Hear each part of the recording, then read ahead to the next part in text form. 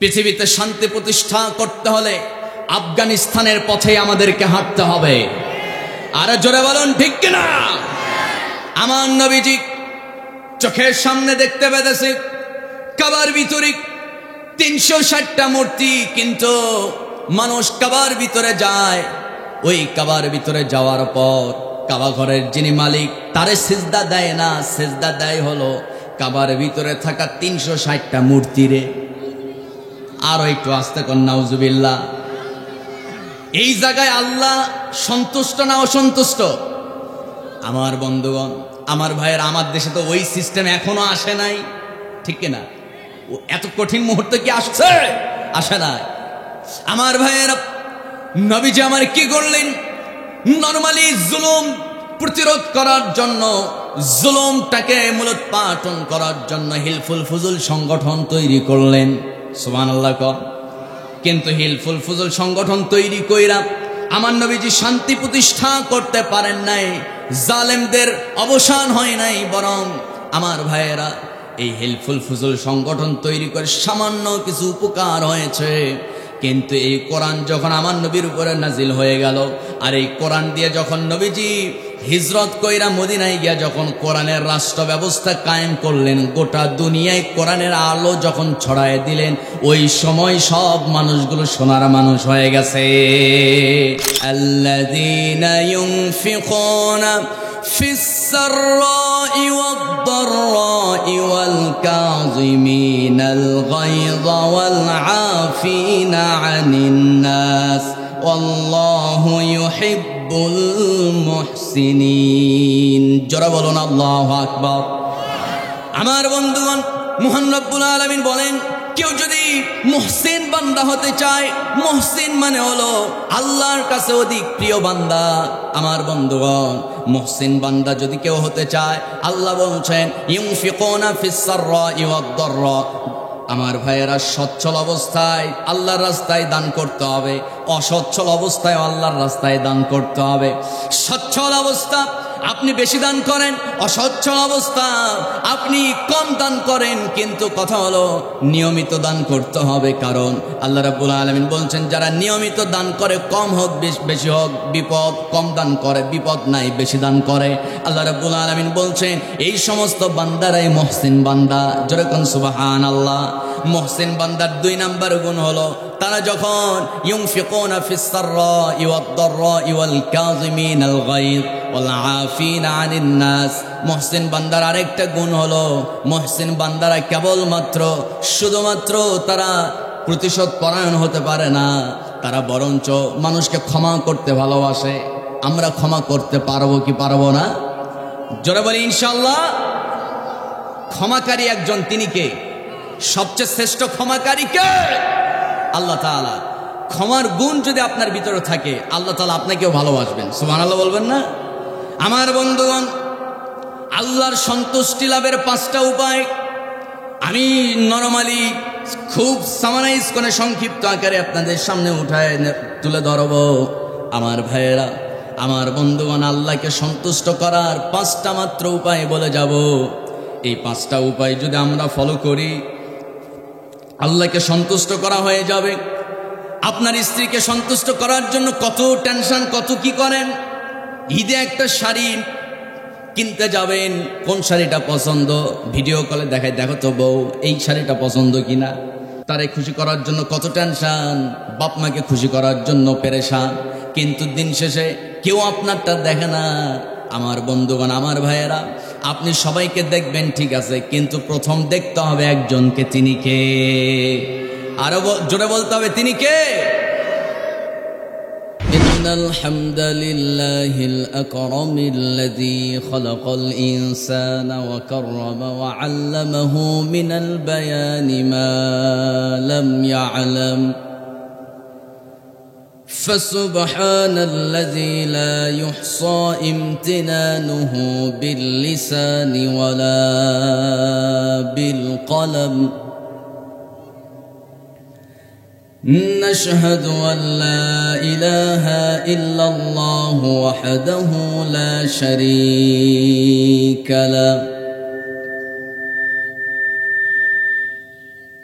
ونشهد أن سيدنا وحبيبنا ومولانا محمدا عبده ورسوله الذي أرسله بالحق بشيرا ونذيرا وداعيا إلى الله بإذنه وسراجا وقمرا منيرا فقد قال الله تبارك وتعالى في كلامه المجيد وفرقانه الحميد সবাই বলুন আউযু বিল্লাহি মিনাশ শাইতানির রাজীম বিসমিল্লাহির রাহমানির রাহিম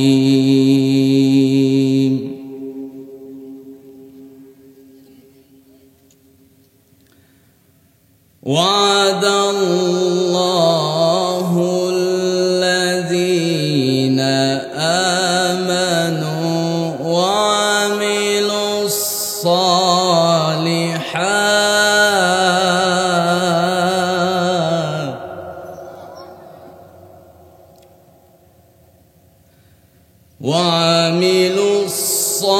الصالحات لهم مغفرة وأجر كبير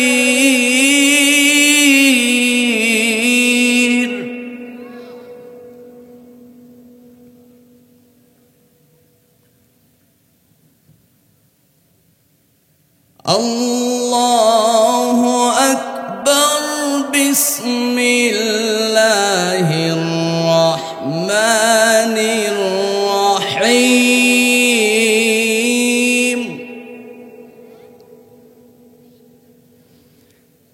إن الله وملائكته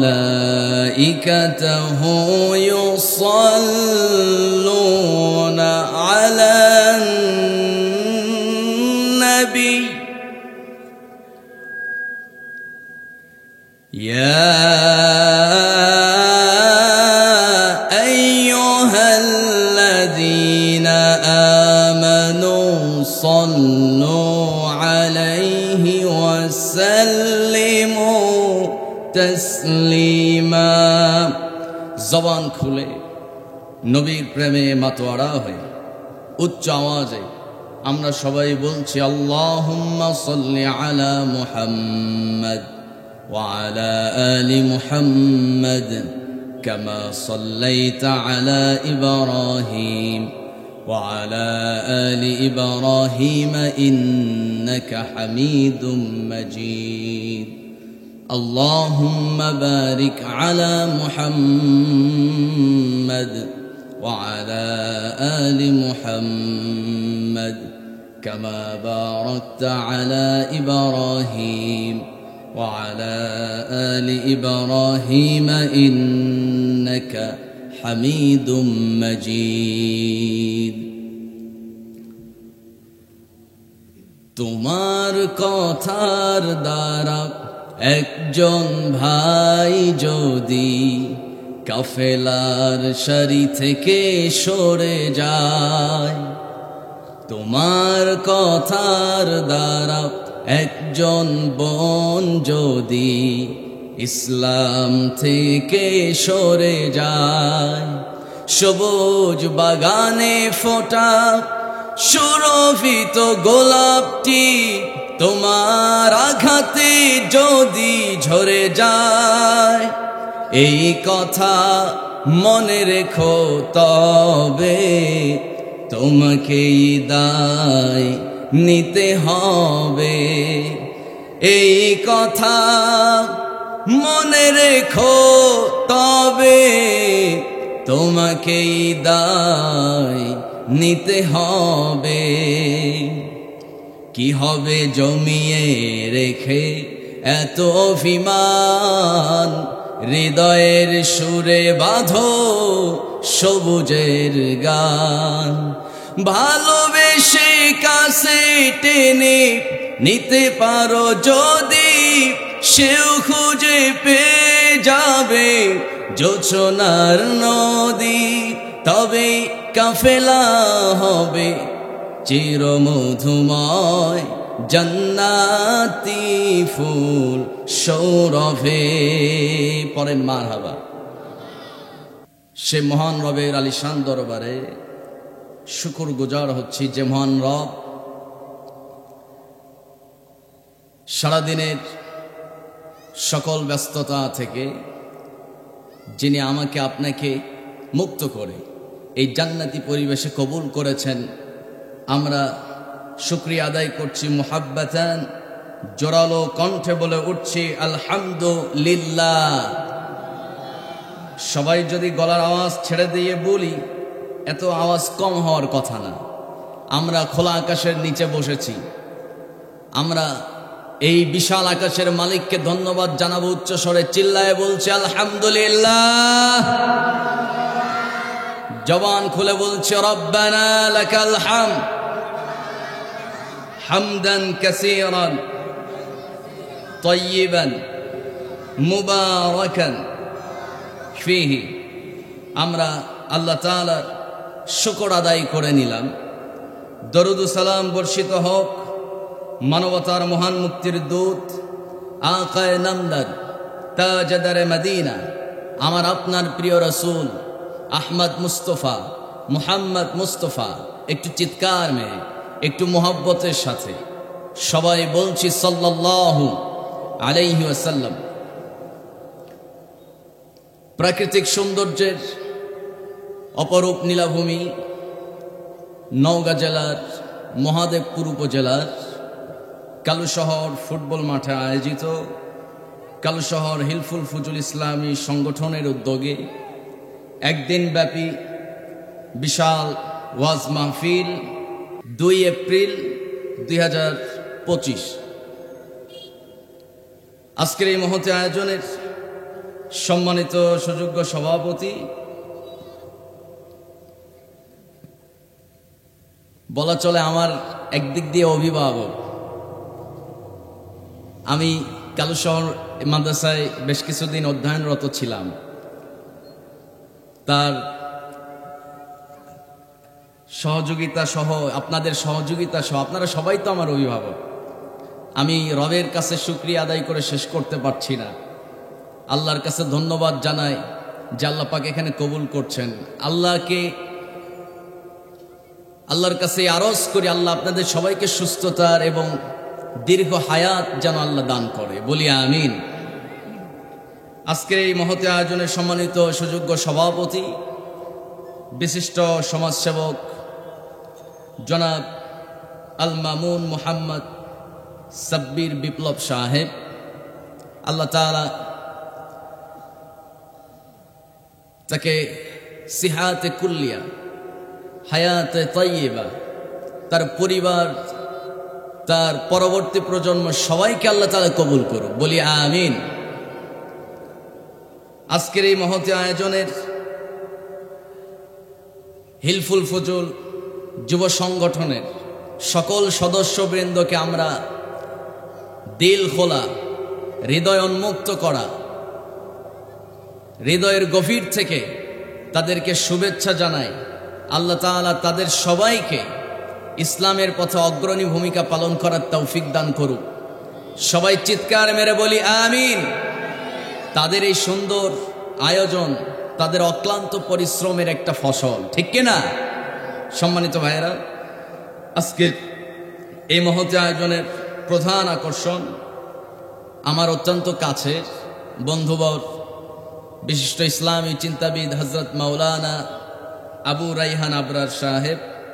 উনিও কথা বলবেন। আমি বেশি সময় নেব না, সময় পাবও না, কারণ হলো আমাকে এখান থেকে আরেকটা প্রোগ্রামে যেতে হবে। তো যতটুকু সময় আমি পাবো ইনশাআল্লাহ গুরুত্বপূর্ণ কিছু কথা আপনাদেরকে শোনাতে চাই। আপনারা থাকবেন তো ইনশাআল্লাহ? দূরেও কাছের বিভিন্ন স্থান থেকে ছুটে আসা হযরত উলামায়ে কেরাম, ফদলায়ে আযম, সুশীল সমাজ, জাতির শ্রেষ্ঠ সন্তান শিক্ষক মণ্ডলী, জাতির বিবেক সাংবাদিক বৃন্দ, প্রশাসনের দায়িত্বে কর্মরত কর্মকর্তা বৃন্দ, পর্দার আড়ালে আমার প্রাণ প্রিয় মা এবং বোনেরা, আলোচনার সূচনায় আবারও সালাম নিবেদন করছি। আসসালামু আলাইকুম ওয়া রাহমাতুল্লাহি ওয়া বারাকাতুহু। সবাই কেমন আছেন? আওয়াজ খুব একটা হলো না। কেমন আছেন আপনারা? সম্মানিত ভাইয়েরা, আমরা আজকের এই সুন্দর ময়দানে, সুন্দর এই আয়োজনে উপস্থিত হয়েছি। এই আয়োজন করতে গিয়ে কারো কি অনুমতি লাগছে নাকি? কি ঘুমাই গেছেন বোধহয়? একটু জোরে বলুন, অনুমতি লাগছে? লাগে নাই। কেন লাগে নাই? আর অনুমতি লাগতোই বা কেন? অনুমতি কোরআনের ময়দানে তারাই নেওয়ার জন্য বাধ্য করে যারা কোরআনের বিরোধী শক্তি মুসলমান। জোরে বলুন, ঠিক কিনা? কোরআন বিরোধীরা তারা টিকসই হতে পারে না। কোরআনের পক্ষে যারা থাকবে, কোরআনের পক্ষের শক্তি হচ্ছে সবচাইতে অদৃশ্য শক্তি, আর অদৃশ্য শক্তি হলো মহাশক্তি মুসলমান, ঠিক কিনা? আমার ভাইয়েরা, সম্মানিত বন্ধুগণ, আমি নির্দিষ্ট একটা বিষয় নিয়ে আপনাদের সামনে কথা বলতে চাই। আল্লাহ আমাকে সহ আপনাদের সবাইকে আমল করার তৌফিক দান করুন। সবাই বলি আমিন।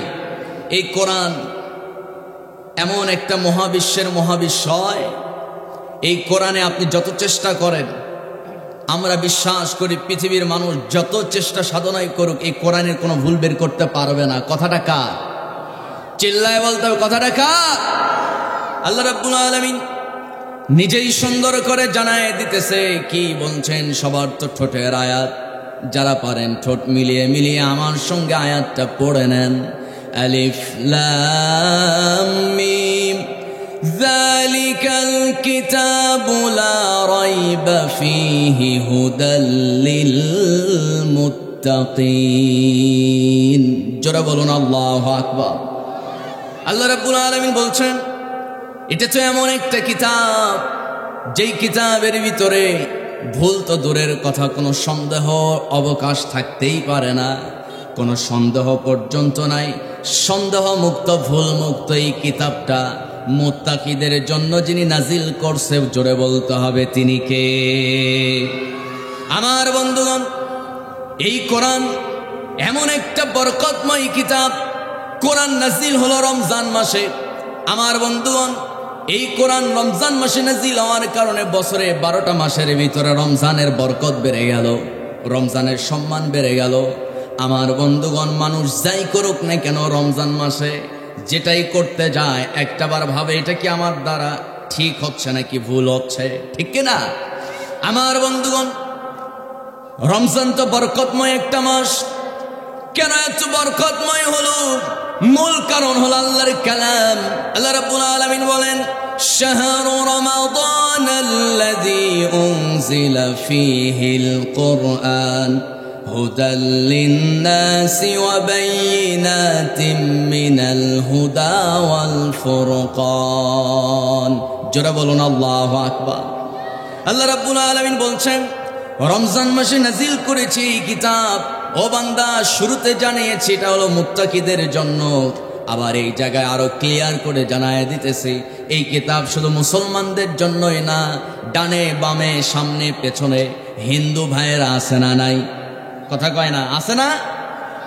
আমার বন্ধুগণ, শুধু হিন্দু কেন, বৌদ্ধ, খ্রিস্টান, ইহুদি, যত ধর্ম আছে, যারাই মানুষ যেই ধর্মের হোক না কেন, শুধুমাত্র যদি তার পরিচয় যদি হয়, সে যদি হয় মানুষ, মানব জাতির কোন একজন, আল্লাহ বলছেন হুদাল লিন-নাস, এই কিতাব হলো প্রত্যেক মানব জাতির জন্য হেদায়াত। যারাই কোরআন পড়বে, কোরআন তাদেরকে হেদায়েত দিয়ে আল্লাহর জান্নাতে ঢুকায় দিবে। আল্লাহু আকবার।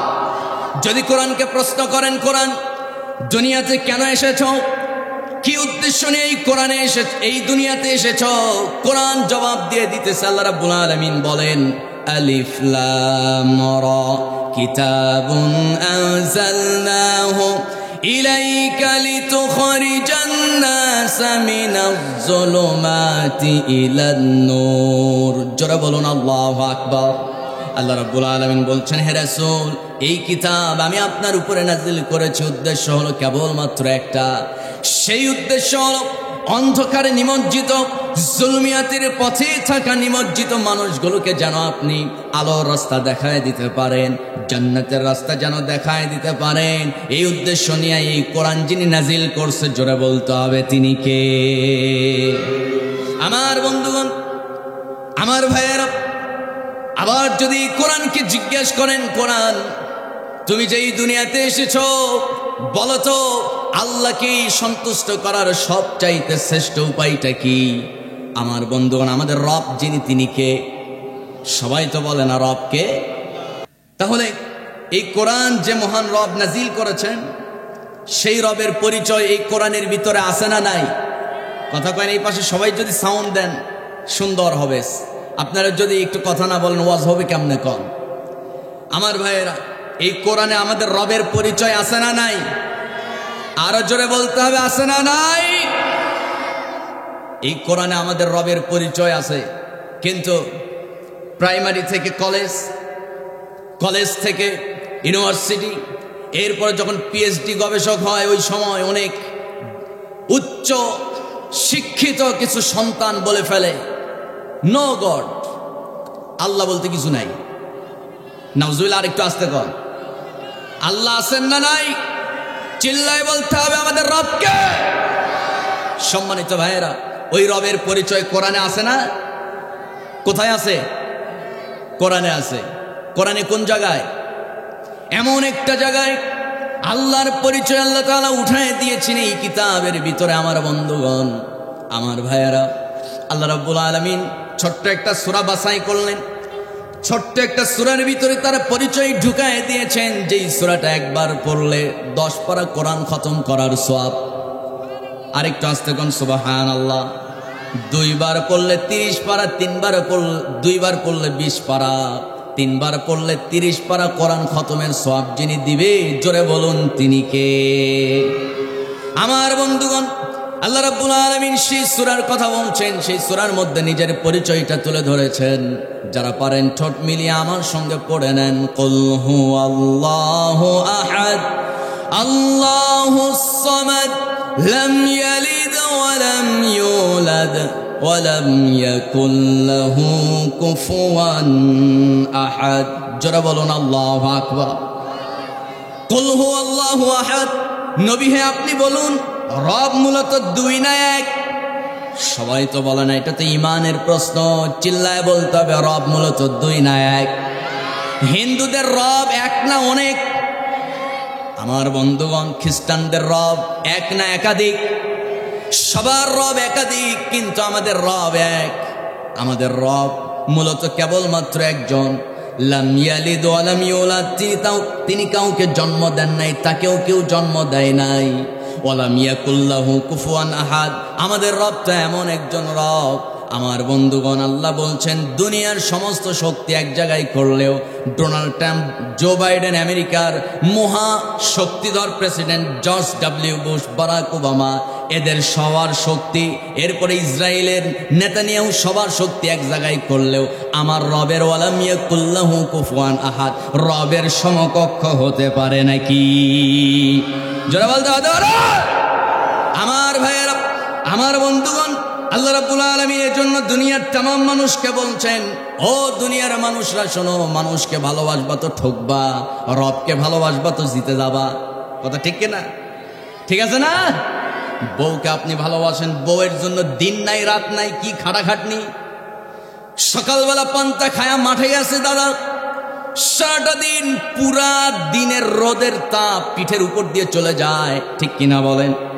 আমার বন্ধুগণ, যারা দোকানদার, কাস্টমারের সঙ্গে কথা বলতে বলতে মাথা গরম, দিন শেষে বাড়িতে আসছে, বউরে একটা সালাম দিছে, সালামের জবাব তো দূরের কথা, সালামের জবাব তো দূরের কথা, মোকলেসের বাপ তাড়াতাড়ি ভাত ওই জায়গায় আছে, নিয়ে খাও, খায়া ঘুমাও, আছে না?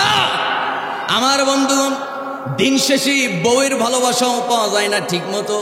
যুবকদের কথা আর কি বলবো, 3 বছর 4 বছর রিলেশন করার পর হঠাৎ করে পার্কে গেছে ওর আরেক গার্লফ্রেন্ডে নিয়ে যাওয়ার পর দেখতেছে ওই প্রথম গার্লফ্রেন্ড আরেক বয়ফ্রেন্ডকে নিয়ে হাজির। ঠিক কিনা আমার ভাইয়েরা? সবাই সবাইরে ধোঁকা দেয়, কিন্তু আল্লাহকে ভালোবাসবেন কোনো ধোঁকার অবকাশ নাই। কারণ আল্লাহ রাব্বুল আলামিন দুনিয়ার तमाम মানুষকে বলছেন, আল্লাযীনা ইউনফিকুনা ফিস সাররাই ওয়াদ দাররাই ওয়াল কাযিমিনাল গায়যা ওয়াল আফিনা আনিন নাস ওয়াল্লাহু ইউহিব্বুল মুহসিনিন। জোরে বলুন আল্লাহু আকবার। আমার বন্ধুগণ, মহান রব্বুল আলামিন বলেন, কেউ যদি মুহসিন বান্দা হতে চায়, মুহসিন মানে হলো আল্লাহর কাছে অধিক প্রিয় বান্দা। আমার বন্ধুগণ, মুহসিন বান্দা যদি কেউ হতে চায়, আল্লাহ বলছেন ইউনফিকুনা ফিস সাররাই ওয়াদ দাররা। আমার ভাইয়েরা, সচ্ছল অবস্থায় আল্লাহর রাস্তায় দান করতে হবে, অসচ্ছল অবস্থায় আল্লাহর রাস্তায় দান করতে হবে। সচ্ছল অবস্থা আপনি বেশি দান করেন, অসচ্ছল অবস্থা আপনি কম দান করেন, কিন্তু কথা হলো নিয়মিত দান করতে হবে। কারণ আল্লাহ রাব্বুল আলামিন বলছেন, যারা নিয়মিত দান করে, কম হোক বেশি হোক বিপদ, কম দান করে বিপদ নাই, বেশি দান করে। আল্লাহ রাব্বুল আলামিন বলছেন, এই সমস্ত বান্দারাই মুহসিন বান্দা। জোরে কোন সুবহানাল্লাহ। মুহসিন বান্দার 2 নাম্বার গুণ হলো, তারা যখন ইউনফিকুনা ফিস সাররাই ওয়াদ দাররাই ওয়াল কাযিমিনাল গায়য ওয়াল আফিনা আনিন নাস। মুহসিন বান্দার আরেকটা গুণ হলো, মুহসিন বান্দারা কেবলমাত্র শুধুমাত্র তারা প্রতিশোধ পরায়ণ হতে পারে না, তারা বরঞ্চ মানুষকে ক্ষমা করতে ভালোবাসে। আমরা ক্ষমা করতে পারবো কি পারবো না? জোরে বলি ইনশাআল্লাহ। ক্ষমাকারী একজন, তিনি কে? সবচেয়ে শ্রেষ্ঠ ক্ষমাকারী কে? আল্লাহ তাআলা। ক্ষমার গুণ যদি আপনার ভিতরে থাকে, আল্লাহ তাআলা আপনাকেও ভালোবাসবেন। সুবহানাল্লাহ বলবেন না? আমার বন্ধুগণ, আল্লাহর সন্তুষ্টি লাভের 5টা উপায় আমি নরমালি খুব সামারাইজ করে সংক্ষিপ্ত আকারে আপনাদের সামনে উঠায় তুলে ধরব। আমার ভাইয়েরা, আমার বন্ধুগণ, আল্লাহকে সন্তুষ্ট করার 5টা মাত্র উপায় বলে যাব। এই 5টা উপায় যদি আমরা ফলো করি, আল্লাহকে সন্তুষ্ট করা হয়ে যাবে। আপনার স্ত্রীকে সন্তুষ্ট করার জন্য কত টেনশন, কত কি করেন। ঈদে একটা শাড়ি কিনতে যাবেন, কোন শাড়িটা পছন্দ, ভিডিও কলে দেখায়, দেখো তো বউ এই শাড়িটা পছন্দ কিনা। সন্তান তারে খুশি করার জন্য কত টেনশন, বাপ মাকে খুশি করার জন্য পেরেশান, কিন্তু দিন শেষে কেউ আপনারটা দেখে না। আমার বন্ধুগণ, আমার ভাইয়েরা, আপনি সবাইকে দেখবেন ঠিক আছে, কিন্তু প্রথম দেখতে হবে একজনকে। তিনি কে? আরো জোরে বলতে হবে, তিনি কে? আল্লাহকে সন্তুষ্ট করার, আল্লাহকে ভালোবাসার উপায় কয়টা? সবাই তো বলে না কয়টা? 5টা উপায়। তাহলে 1 নাম্বার উপায় হলো, আল্লাহ রাব্বুল আলামিন কোরআনুল কারীমের 38 নাম্বার সূরা, সূরা সাদ 29 নাম্বার আয়াত থেকে আল্লাহ তাআলা তার সন্তুষ্টি, তাকে খুশি করার উপায় আমাদেরকে জানিয়েছেন। সুবহানাল্লাহ বলবেন না? আর একটু জোরে বলি পিছনে বাইরা, সুবহানাল্লাহ। সম্মানিত বন্ধুগণ, আল্লাহ রাব্বুল আলামিন বলেন, কিতাবুন আনজালনাহু ইলাইকা মুবারাকুন লিয়াদাব্বারু আয়াতিহি ওয়া লিয়াতাযাক্কারা উলুল আলবাব। জোরে বলুন আল্লাহু আকবার। আল্লাহ রাব্বুল আলামিন বলছেন, বান্দারে, আমি যেই কিতাব নাজিল করেছি, কিতাবুন আনজালনাহু ইলাইকা মুবারাকা, এই বরকতময় মুবারাকা, এই কিতাব হলো বরকতময় একটা কিতাব। এই কিতাব আপনি পড়তে পারেন না, শুধু স্পর্শ করছেন, স্পর্শ করলেও সওয়াব আছে না নাই? কথা বলেন, বলেন আছে না? এই কিতাবের দিকে আপনি তাকাবেন, চোখের সগীরা গুনাহ মাফ হয়ে যাবে। এই কিতাব আপনি তাকালে সওয়াব, স্পর্শ করলে সওয়াব, পড়লে সওয়াব, শুনলেও সওয়াব আছে না নাই? আমার বন্ধুগণ, এই কিতাব যারা পড়ে তাদেরকে ভালোবাসলেও সওয়াব আছে না নাই? আমার বন্ধুগণ, আমার নবীজি বলছেন, যখন নাকি কোন একজন কোরআনের হাফেজ হাসরের ময়দানে দাঁড়িয়ে যাবে, ওই হাফেজে কোরআন আল্লাহর সামনে দাঁড়ানোর পর আল্লাহর ওয়াদা অনুযায়ী 10 জনকে নিয়ে যখন জান্নাতের দিকে হাঁটা শুরু করবে, এমন মুহূর্তে তার মনে পড়ে যাবে, জান্নাতের দরজার সামনে হাজির হওয়া মাত্র তার মনে পড়ে যাবে, আহারে আমি যখন মাদ্রাসায় পড়তাম, মাদ্রাসায় পড়াকালে ওই মাদ্রাসার পাশেই ছিল দোকান, ওই দোকানদার আমাকে ভালোবেসে আমাকে মাঝে মধ্যে এইটা সেইটা গিফট দিত, আমারে খাবার জিনিস কিনে দিত। এরপরে মাদ্রাসার কমিটি যারা আছে তারা আমাকে সবসময় দেখশন করত। হেফজ শেষ করার পর অমুক শুভাকাঙ্ক্ষী মাদ্রাসা ভক্ত, হাফেজে কোরআন ভক্ত, সে আমার একটা জামা কিনে দিয়েছিল।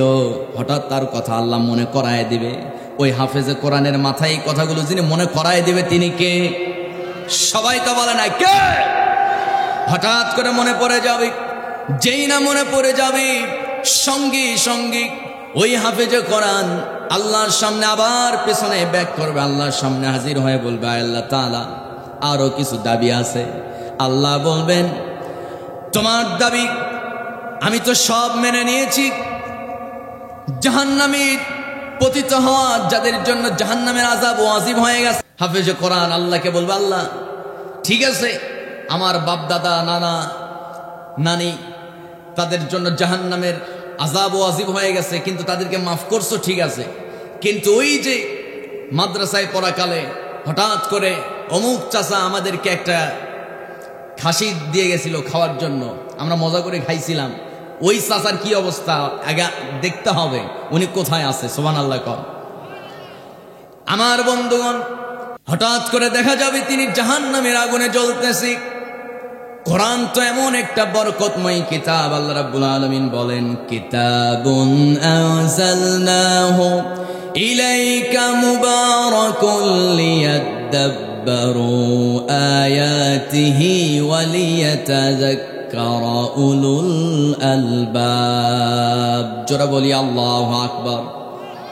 আমার ভাইয়েরা, এই কিতাব এমন বরকতময় কিতাব, এই কোরআন যদি আপনার সিনার ভিতরে থাকে, আপনার যদি কোনো গুনাহের কারণে যদি আযাব যদি নির্ধারিত হয়ে যায়, আল্লাহ আপনাকে ওয়াদা মতো হাফেজে কোরআনকে জাহান্নামে দিলেও কোরআন সিনার ভিতরে থাকার কারণে ওই কোরআনের বরকতে তার দেহের একটা চামড়াও পুড়বে না। জোরে কোন সুবহানাল্লাহ।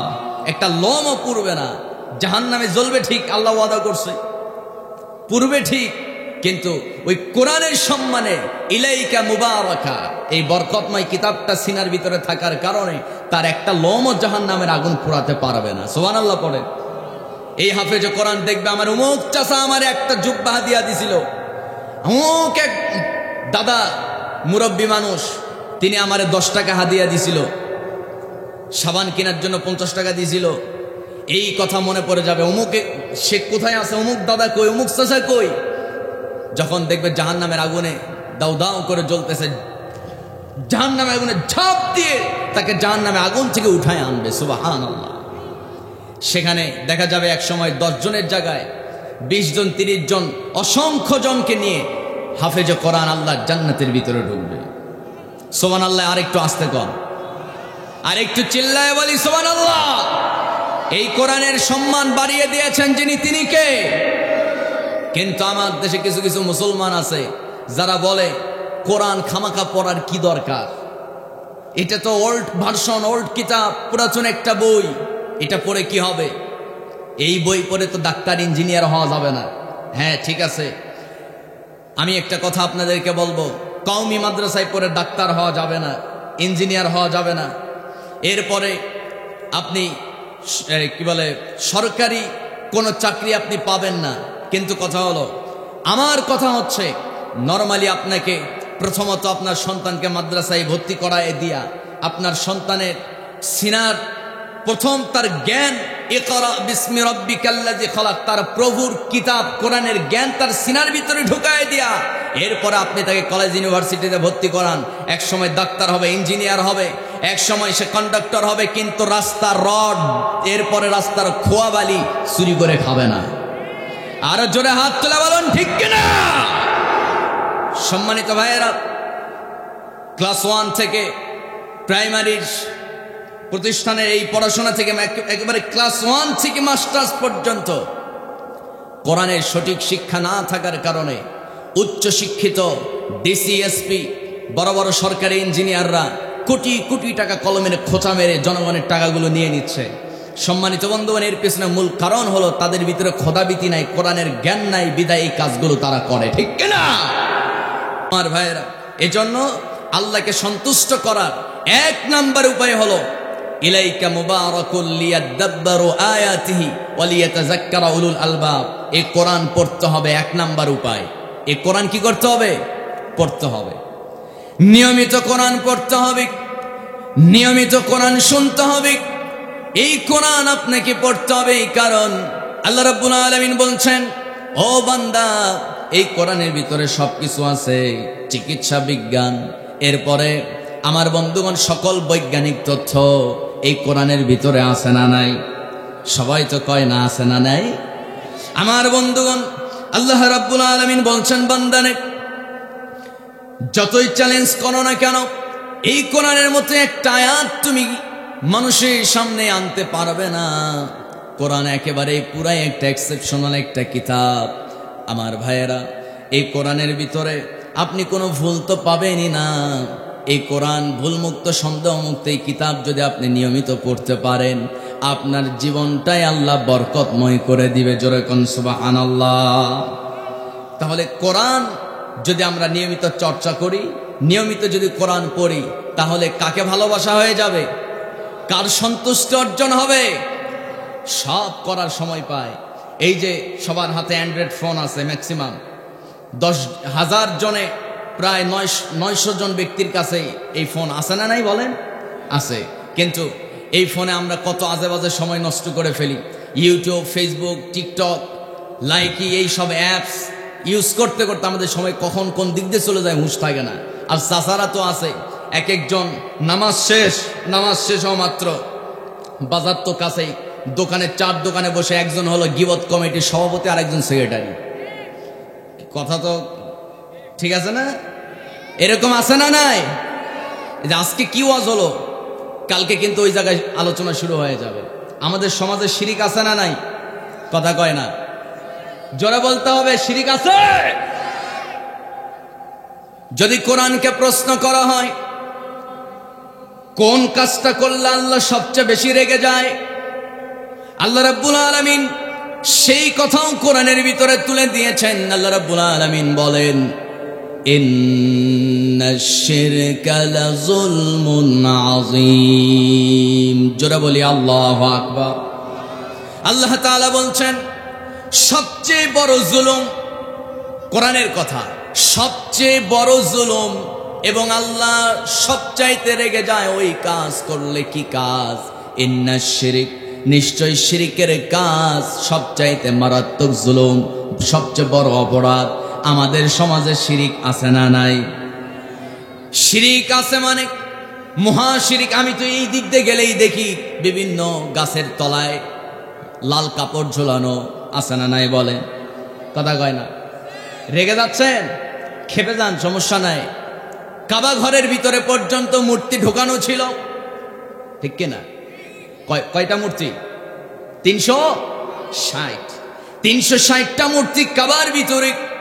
আমার নবীজির মনের ভিতরে ভীষণ যন্ত্রণা, মানুষ চারদিকে হারান। একদিন রাসূল ঘুম থেকে উঠলেন, হঠাৎ ঘুম থেকে জাগা পেয়ে নবীর 2 কানে ঢোল তবলার আওয়াজ নবীর কানকে ভারী করে তুলল। আমার নবীজি করলেন কি, ঘর থেকে বের হলেন। বাইরে যাওয়ার পর নবীজি বুঝতে পারলেন নিশ্চিত কোন একটা দুর্ঘটনা ঘটবে এই মুহূর্তে, কারণ মরুভূমিতে সব হাজার হাজার মানুষ একত্রিত হয়ে ঢোল তবলা বাজাইতেছে। আমার নবীজির বুকের ভিতরে ভীষণ যন্ত্রণা। কি খবর, কি ব্যাপার? নবীজি দৌড়ে সেই জায়গায় চলে গেলেন, দৌড় মারলেন সেই মরুভূমির উত্তপ্ত মরু প্রান্তরে। নবীজি রওনা করলেন। হঠাৎ করে নবীজি সেই জায়গায় হাজির। রাসূলকে দেখে সবাই নাক সিটকায়। আমার নবীজি ভিড় ঠেলে সবার মাঝখানে গিয়ে হাজির হলেন। দেখে আমার নবীজি যখন ওই হাজার মানুষের মাঝখানে গিয়ে হাজির হয়েছেন, হাজারো মানুষ নবীর দিকে তাকায় আছে, যে যার মনে ঢোল তবলা বাজায়। কিন্তু নবীজি লক্ষ্য করলেন এই হাজার হাজার মানুষ ঘিরে ধরে আছে একটা ব্যক্তিকে। ওই ব্যক্তি তার নবজাতক একদিনের শিশু কন্যা সন্তান, ওই কন্যা সন্তানটাকে সামনে নিয়া ওই যুবক, ওই কন্যা সন্তানের পিতা একটা বিশাল গর্ত ঘুরে ওই গর্তের সামনে কন্যা সন্তানকে হাতের ভিতরে নিয়া আকাশের দিকে ছুঁড়ে মারা আবার ক্যাচ ধরে। দেখবেন কিছু কিছু পিতা আছে, মামা চাচা আছে, ভাগিনা বা ভাতিজা ভাতিজি তারে কোলে নিয়ে এরকম ছুঁড়ে মারা আবার ক্যাচ ধরে, বাচ্চা দারুণ খুশি হয়ে যায়, ঠিক কিনা বলেন আমার বন্ধুগণ। কিন্তু তার কায়দা ছিল একেবারে এক্সেপশনাল, পুরাই ব্যতিক্রম। ওই লোকটা করছিল কি, একদিনের শিশু কি হাসবে আমার ভাইয়েরা, সে একদিনের নবজাতক শিশু কন্যা সন্তান তারা আকাশে জোরে ছুঁড়ে মারে, আবার ক্যাচ ধরে, আর সবাই জোরে জোরে ঢোল তবলার আওয়াজ শুরু করে দিয়েছে। এক পর্যায়ে দেখা গেল ওই যুবক, ওই কন্যা সন্তানের পিতা ওই ছোট্ট নবজাতক শিশুকে ক্যাচ ধরে জোরে আসার মেরে ওই গর্তের ভিতরে ঢুকায় ফেললো। শিশুটা যখন গর্তের ভিতরে পড়ে গেছে, নবীজি একটু মাথা আগায় দিয়া যখন গর্তের দিকে তাকালেন, দেখেন মগজ ফেটে মাথা একেবারে ছিটকে গেছে, মগজ ছিটকে গেছে মাথা ফেটে। নবীজি ভীষণ কষ্ট পেয়ে গেলেন। আমার নবীজি ওই মুহূর্তে বাধা দিতে পারেন নাই। নবীজি প্রত্যেকটা দিন এরকম নির্মম দৃশ্য তিনি দেখেছেন, কিছুই বলতে পারেন নাই। নবীর সামনে আমার বন্ধুগণ আল্লাহ তাআলার পবিত্র ঘর, ওই কালো ঘর, কাবা ঘরের ভিতরে পর্যন্ত 360টা মূর্তি, নবীজি কিছুই বলতে পারেন নাই। কারণ এই সমস্ত সব জুলুমগুলো দুনিয়া থেকে মূলোৎপাটন করতে হলে রাষ্ট্রীয় ক্ষমতা দরকার, আছে না নাই? জোরে বলতে হবে, আছে না নাই? আমার ভাইয়েরা, আমার বন্ধুগণ, মূল কথা হলো মানুষের তৈরি করা নিয়ম অনুযায়ী রাজনীতি কইরা ক্ষমতায় গিয়ে আপনি সমাজে শান্তি প্রতিষ্ঠা করতে পারবেন না। আমার ভাইয়েরা, অনেকে বলে হুজুর ওয়াজ করবেন, করেন, মাটির নিচের ওয়াজ করেন, আসমানের ওয়াজ করেন, রাজনীতি কোনো বক্তব্য দিবেন না। আরে ভাই, এই কোরআন এমন একটা কিতাব, 1700 আয়াত আছে শুধু রাজনীতি সম্পর্কে। সুবহানাল্লাহ কয় না? আরো জোরে কোন সুবহানাল্লাহ। কেউ যদি আদর্শ রাজনীতি শিখতে চায়, আমার বন্ধুগণ, আমার দেশের রাজনীতি হলো দুই গ্রুপ, মারামারি, কুত্তা শিয়াল, আছে না নাই? কথা কয় না, আছে না? আমার ভাইয়েরা, বর্তমানে আমার দেশে সবচাইতে শক্তিশালী যেই দল, এই 7 মাসে 68 জন নিজেরাই কামড়া কামড়ি কইরা মরছে। কত জন? 68 জন। তারা ক্ষমতায় গিয়ে কি শান্তি প্রতিষ্ঠা করবে? আমার ভাইয়েরা, আমার বন্ধুগণ, এই মানুষের তৈরি করা নিয়ম অনুযায়ী রাজনীতির মধ্যে কোনো ফায়দা নাই, ফায়দা আছে কোরআনের রাজনীতির ভিতরে। যারা ঠিক বলে না, ঈমান কিন্তু থাকবে না। যারা বলেন ঠিক কিনা? আমার বন্ধুগণ, আমার ভাইয়েরা, ফাইনাল কথা আমি বলতে চাই, 2500 তরুণ যুব সমাজ ছাত্রদের বুকের তাজা রক্ত এবং তাজা প্রাণের বিনিময়ে যেই সংসদ থেকে চোর বাটপারদেরকে তাড়ায়া সংসদ ভবনকে আমরা পবিত্র করেছি, ওই পবিত্র সংসদের চেয়ারে আগামী তার কোনো বেনামাজি নেতা আমরা দেখতে চাই না। এ মতের পক্ষে রাজি আছেন কারা কারা? 2টা হাত, আমি তাদের দেখতে চাই। মুসলমান,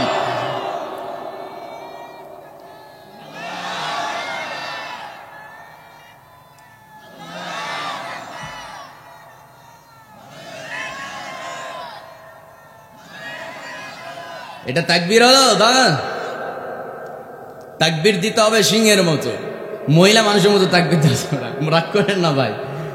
তাকবীর হতে হবে সিংহের মতো, ঠিক কিনা? কারণ আল্লাহ বলেন, ইন্নামাল মুমিনুনা আল্লাযীনা ইযা যুকিরাল্লাহু ওয়াজিলাত কুলুবুহুম ওয়া ইযা তুলিয়াত আলাইহিম آياته زادتهم إيمانا وعلى ربهم يتوكلون। জোরে আল্লাহু আকবার। আমার ভাইয়েরা, আমার বন্ধুগণ, যখন ইমানদারের সামনে কোরআন থেকে তেলাওয়াত করা হয়, হক কথা যখন প্রকাশ পেয়ে যায়, আর ইমানদাররা যখন আল্লাহর নামে তাকবীর দিয়ে অন্তরটার ভিতরে কম্পন সৃষ্টি করে। আর এই কাজ করলেই জাদাতুহুম ঈমানা, তার ঈমান নামক দৌলতটা বৃদ্ধি পেয়ে যায়। আল্লাহু আকবার। ঈমান বাড়াতে চান কারা কারা? দুইটা হাত উঁচু করে দেখায় দেন। কারো হাত যেন এই যে চাচা আরেক হাত কি অবস্থা? দুই হাত, দুই হাত, সবাই টান টান করেন, একটু হাত নাড়া দেন। হাত নাড়া দিছেন, এবার শক্ত করে বুক বরাবর নিয়ে চলে আসেন। গলাটা একটু পরিষ্কার করেন দেখি। করছেন? নারায়ে তাকবীর। সবাই হাত উপরে মারেন। নারায়ে তাকবীর। আল কোরআনের আলো, আল হাদিসের আলো, কোরআন হাদিস যেখানে, আলেম ওলামা যেখানে, বামরাম যেখানে, ডিপজল পরিমণি যেখানে, নারায়ে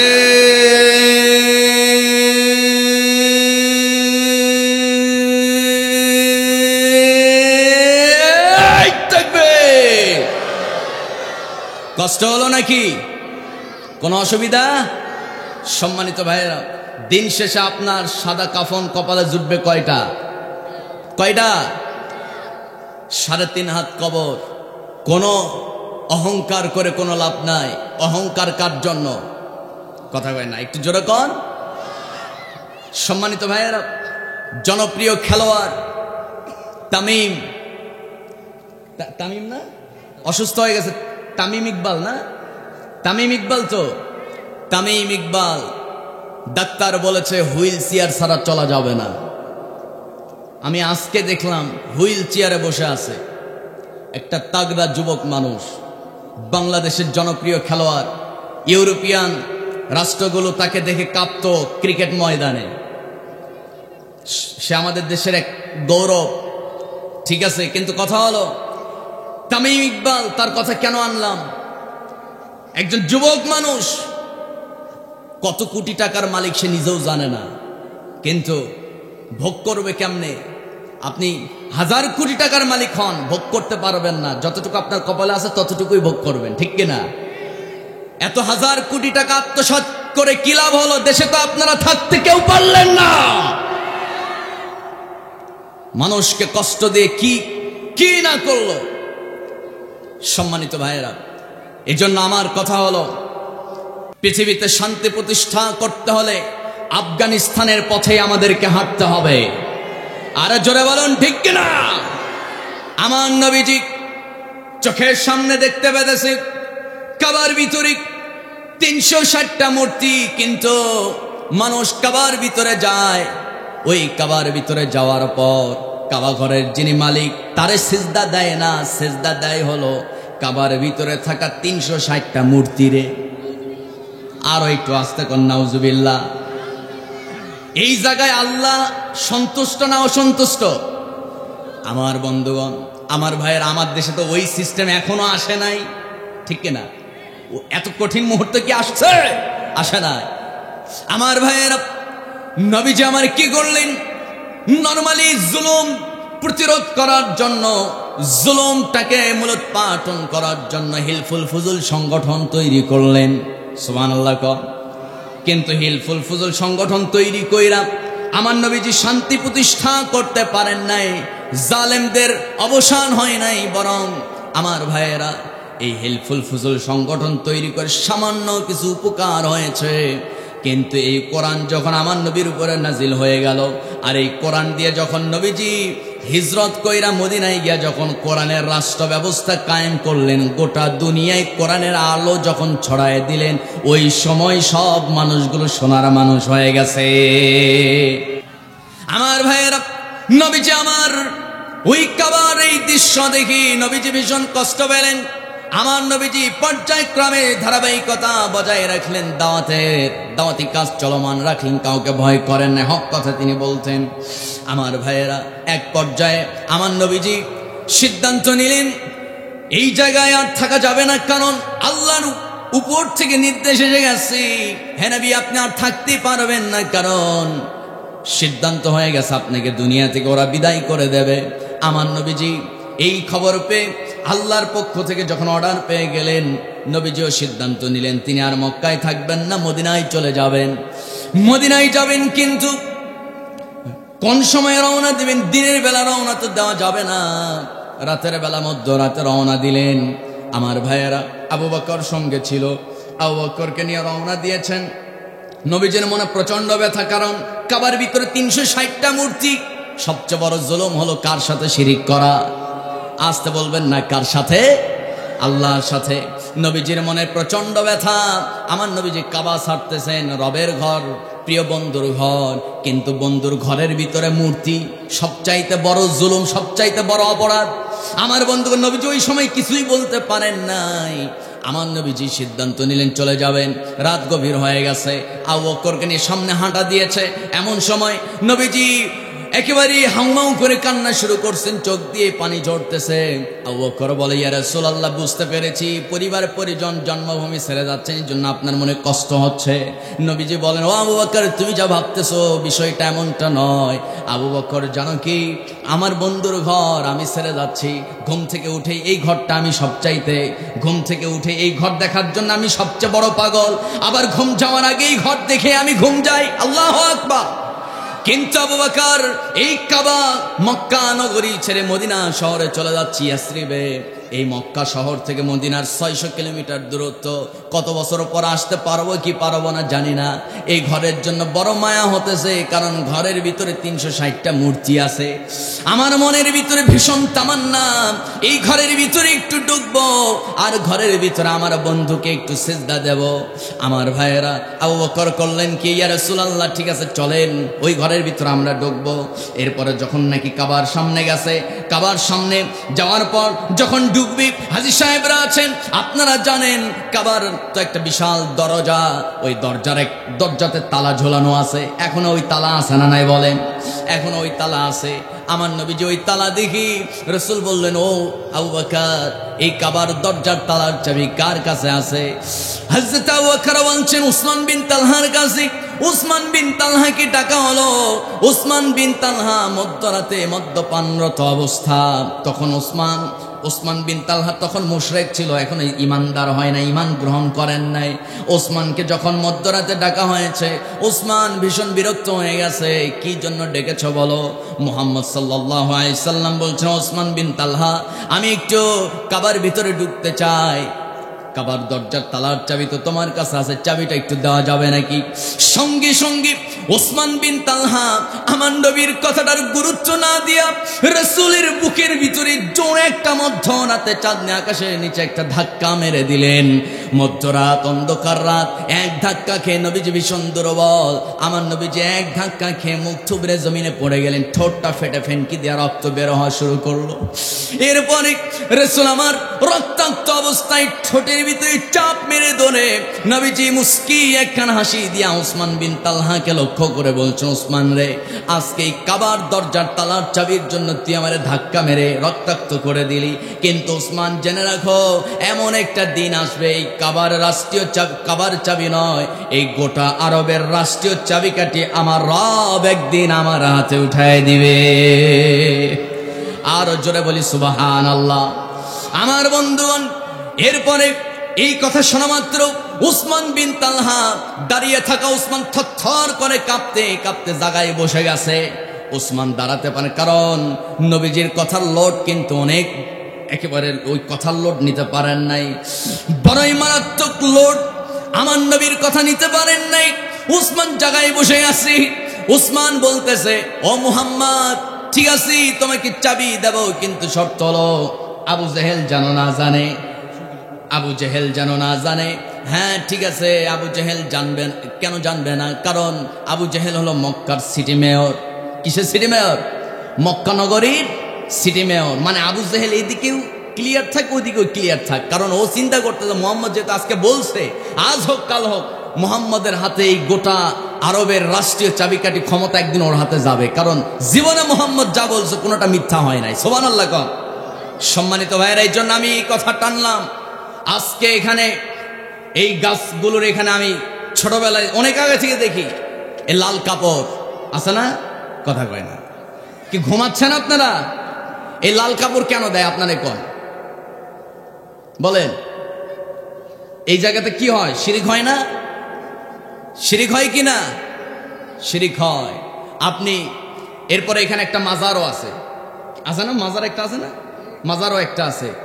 সম্মানিত ভাইয়েরা, আল্লাহকে সন্তুষ্ট করার 2 নাম্বার উপায় হলো শিরিক মুক্ত ইবাদত করতে হবে। আপনার ইবাদতের মধ্যে যদি শিরিক থাকে, ওই ইবাদত দিয়া আল্লাহকে সন্তুষ্ট করা যাবে না।